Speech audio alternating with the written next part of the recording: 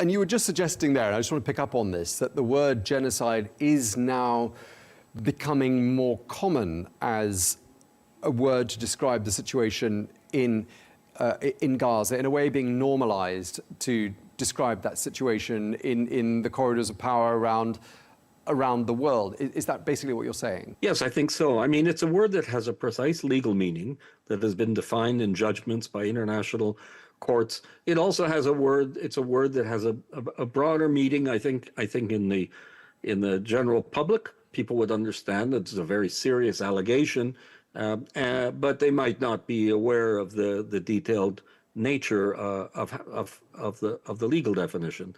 The legal definition requires the deliberate, intentional acts aimed at physically destroying a group, and that is something that has become increasingly characteristic of this conflict, where it seems increasingly clear that the current leaders of Israel want to enlarge the borders of the country by annexing the West Bank and Gaza, that they cannot do this as long as the Palestinian population, the Arab Palestinian population, remains, because it will form the majority of any larger state that is created, and that they have to get rid of them. But as we've seen in earlier genocides, one can think of the Holocaust or the Shoah, one can think of Rwanda. The borders are in effect closed.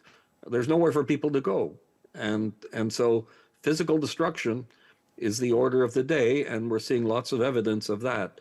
So this is why the term is quite appropriate in a legal sense, aside from the fact that there's this apparent momentum growing for using it also in a more popular or less, in a less professional way, but simply as a way of describing horror or outrage.